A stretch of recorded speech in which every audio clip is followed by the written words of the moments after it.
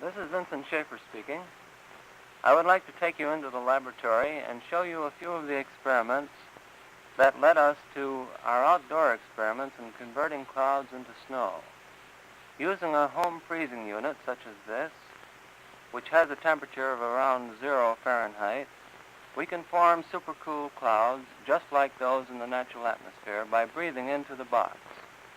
The moist air from the breath condenses and forms a cloud, and this cloud cools to a temperature of about 0 degrees Fahrenheit in a few seconds.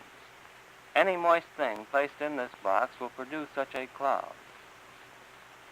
By putting this cloud in the chamber, we can then do various things to it to see whether or not we can convert this supercool cloud to snow. This cloud is made up of liquid water droplets.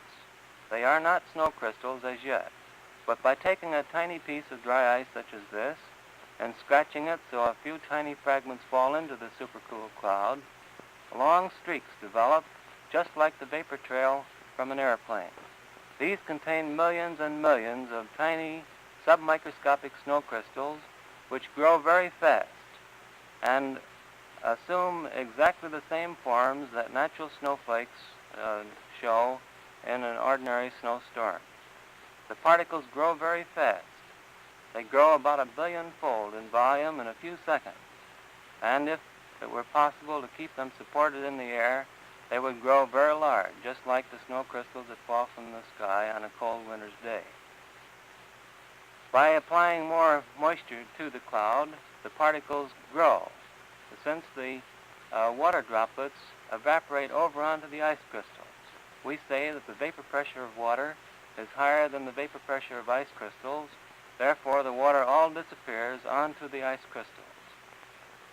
The ice crystals that you see here are scintillating, and the colors are produced by the fact that they're tiny prisms and separate light into its various colors.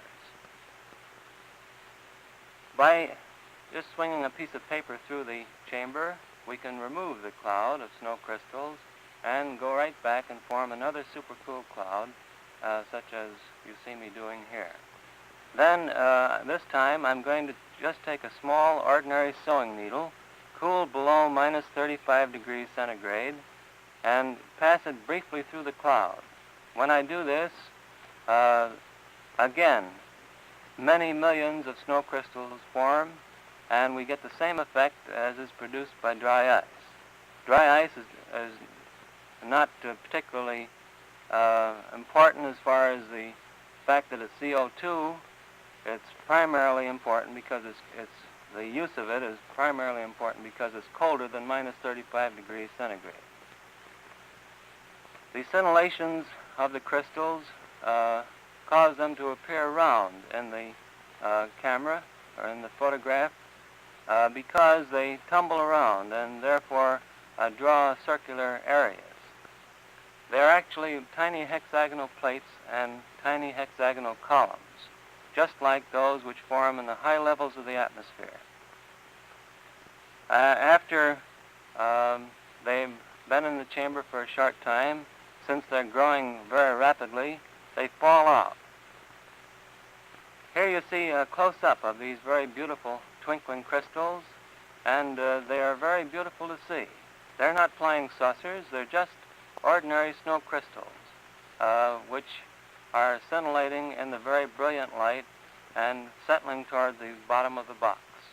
The size of them is the order of 5/1000 of an inch. Mostly hexagonal plates in this case, very much like these. These are some which I photographed that were formed in the laboratory. This is a picture of the first cloud that we seeded back last November.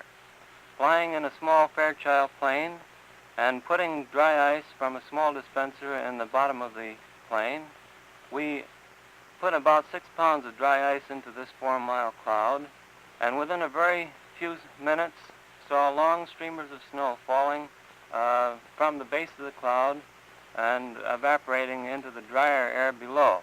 Under many conditions, of course, full-fledged snowstorms will be produced in this way.